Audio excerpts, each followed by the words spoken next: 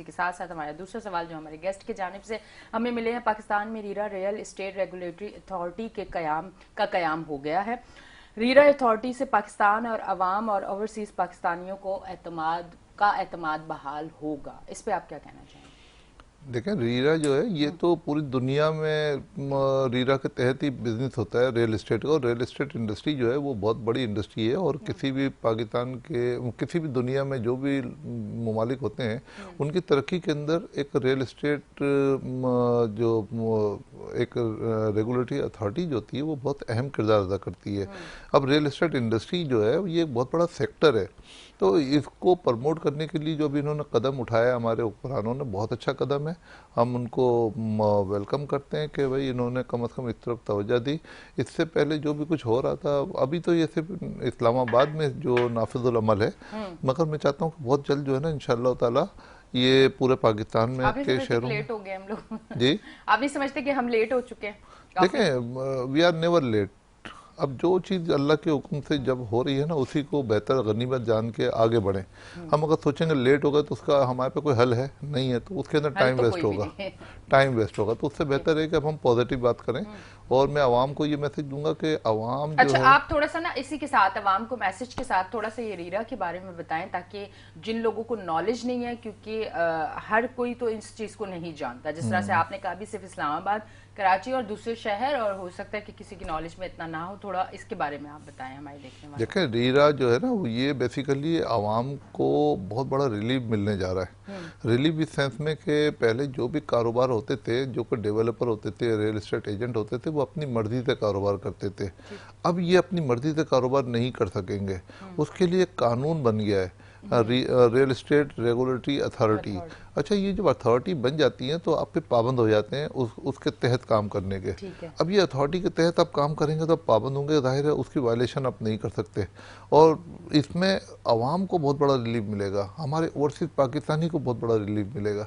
तो ये बहुत खुशाइन बात है कि हमें माशाल्लाह ये रीरा के वजूद की वजह से जो लोगों में जो बदएतमादी थी, जो पहले फ्रॉड होते थे या फिर वो जो लोग को फ्रॉड की नीयत से प्रोजेक्ट शुरू करते थे मगर डिलीवर नहीं करते थे, उनसे पैसे कमाते थे और अपने दूसरे प्रोजेक्ट बनाते थे। तो अब क्या होगा कि कानून के तहत जो है वो जो भी डेवलपर है, वो अगर डेवलपर सही मायनों में डेवलपर है तो वो तो डिलीवर करेगा। अगर वो डिलीवर नहीं करेगा तो फिर वो रीरा के तहत उसको सज़ा होगी, उस पर हैवी पेनल्टीज भी होंगी। और इसी तरीके से जो लोग अलाटीज हैं जो उनसे कोई चीज़ ख़रीदते हैं तो वो भी अगर पेमेंट अगर डिले करेंगे तो उनको भी उसकी पेनल्टी पे करनी पड़ेगी। अच्छा। हाँ, और तीसरी चीज़ ये है कि अपना जो रियल एस्टेट के अंदर जो फ्रॉड का जो आंसर था ना, पहले लोगों का कॉन्सेप्ट ये था कि यार ये रियल एस्टेट एजेंट जो है ना ये मतलब फ्रॉड करते हैं। तो एक तो वो एतमाद भी बहाल हो जाएगा कि भाई आप जो है ना रियल एस्टेट एक सेक्टर जो है वो एक इदारा बन गया है, गवर्नमेंट से मंजूर शुदा है। फिर जितने रियल एस्टेट एजेंट जो हैं वो पहले उनको रजिस्टर्ड होना पड़ेगा रीरा के अंदर, रीरा का एग्ज़ाम पास करना पड़ेगा। फिर रीरा जो है वो सिर्फ 2 साल के लिए आपको एक सर्टिफिकेट देगा कि आप सिर्फ 2 साल तक ये खिदमत अंजाम दे सकते हैं। इसी तरीके से जो डेवलपर हैं उनको भी 2 साल बाद क्या वो दोबारा फिर करेंगे या फिर उसके बाद? देखिए, हो सकता है कि इसके अंदर मजीद चेंजेस लेकर आ जाए, रीरा के अंदर कुछ तरामीम हो जाए, तो वो जो भी जो रियल एस्टेट एजेंट है या डेवलपर हैं, ये जो 2 साल के अंदर हो सकता है गवर्नमेंट इसके अंदर मजीद कोई चेंजेस करे, कोई प्रमोट करे, कोई और बेहतरी की तरफ आए, तो फिर दूसरी मरतबा 2 साल के बाद फिर वो जो रियल एस्टेट एजेंट है या डेवलपर है उसको फिर जो है उसके अंदर रजिस्ट्रेशन करानी पड़ेगी, उसकी फ़ीस पे करनी पड़ेगी। तो ये बहुत अच्छी बात है, इसमें हमारे अवाम को भी बहुत फ़ायदा होगा, ओवरसीज पाकिस्तानी को फ़ायदा होगा और पाकिस्तान को बहुत बड़ा फ़ायदा होगा। अच्छा। क्योंकि देखें, सबसे बड़ा सेक्टर जो है ना जो रेवेन्यू जनरेट करने का वो है ही रियल एस्टेट सेक्टर। तो रियल एस्टेट सेक्टर को पहले तो उस डायरेक्शन में लेकर आए कि जहाँ से पैसा जनरेट होता है। अब पैसा जनरेट करने के लिए अगर उसका सिस्टम बना होगा तो लोगों का एतमाद होगा पूरी दुनिया में, पूरी दुनिया से लोग फिर एतमाद करेंगे कि अब फिर वो इंडिविजुअल किसी फर्द वाहिद के ऊपर वो भरोसा नहीं कर रहे होंगे, वो एक इदारे पे भरोसा कर रहे होंगे और वो इदारा जो है वो उसका जिम्मेदार होगा क्योंकि देखें अब लोग जो है ना, जैसे अब पाकिस्तान में बहुत से कानून बने हुए हैं, तो कानून की वायलेशन लोग नहीं करते, उनको पता है, जो समझदार लोग हैं वो कानून की वायलेशन नहीं करते। अगर कहीं कानून बना हुआ है तो वहाँ पर वो उसी हिसाब से काम करते हैं, फिर भी कोई वायलेशन करता है तो उसको उसकी सज़ा मिलती है।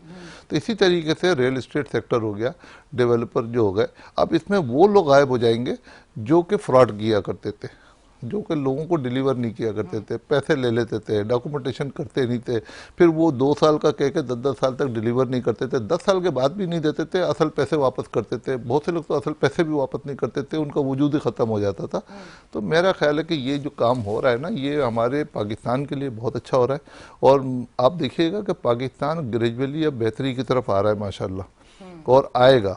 ऐसा नहीं है कि ये इसमें बेहतरी नहीं होगी, बहुत जल्द देखेंगे कि हो सकता है 2023 में बड़ी बड़ी अच्छी अच्छी खुशखबरियां भी आपको भी मिलेंगी इंशाल्लाह। इंशाल्लाह। हमारा मुल्क भी बहुत तरक्की की तरफ जाएगा इंशाल्लाह। इंशाल्लाह। अच्छा, अब